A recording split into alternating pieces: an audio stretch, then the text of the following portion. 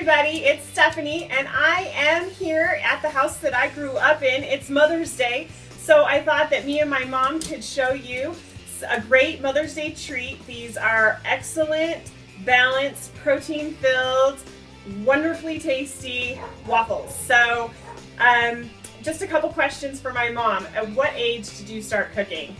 My mother had me cooking the evening meals when I was in 4th grade, so that would make me 9 years old. 9 years old. And how many people did you cook for? There were 5 or 6 of us. 6 people that you were cooking for.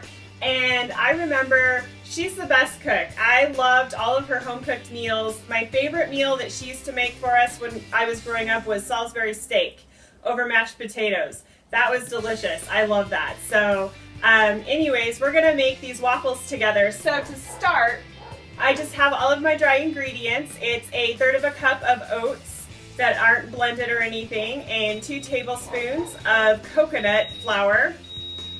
I put a tablespoon of some really yummy Ghirardelli cocoa and a teaspoon of baking powder and a tablespoon of ground flax. So that's going to be our dry ingredients. And I'm going to use my hand blender. It's easier for me to get the waffle bladder out, but you can also use your regular mixing blender. So we're just going to add in the dry ingredients, and then I'm also going to add 1 scoop, and since these are chocolate waffles, I'm going to add 1 scoop of chocolate whey protein. So that's going to add some flavor, and it's going to give us our protein. And then to that, we are going to need to add our eggs. So Mom, go ahead and add, I have 2 whole eggs into this batter. And then the final yumminess is some chocolate chips. And you only want 1/8 cup. If you use the mini semi-sweet chocolate chips, don't put them in yet. Don't blend them in. Just add them at the end of blending all of this and then hand stir it. But I have some bigger chocolate chunks. They're 70% cacao. I think that's how you say that.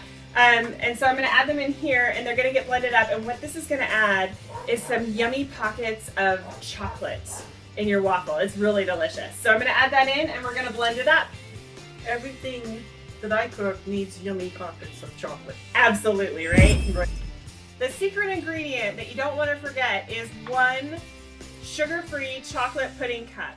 This is going to add moisture and flavor, and it's sugar-free, so it's really great. So batter's Don't mixed. forget that. The next thing you want to do is apply some oil to your griddle. And I'm just using some pre-melted coconut oil, but you could also use some spray, some non-stick spray, but you don't want your waffles to stick. That's no fun. And then you just want to add your batter to your waffle iron that's already been warmed up. And depending on the size of your waffle iron, you will get either 2 to 3 waffles out of it.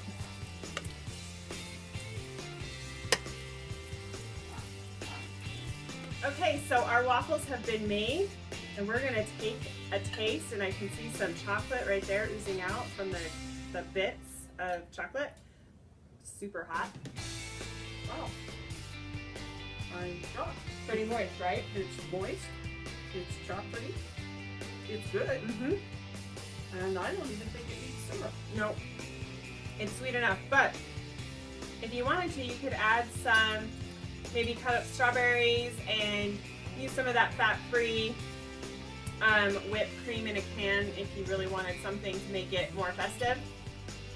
If you want to see the recipe for this, visit my blog or my website, www.stephaniedfitness.com. Click on this and you can get this recipe and also the different variations for this waffle recipe, which are banana nut, pumpkin spice, blueberry, and caramel. Pretty yummy, right? Yeah, I'm going to keep eating. Bye, everybody. Bye.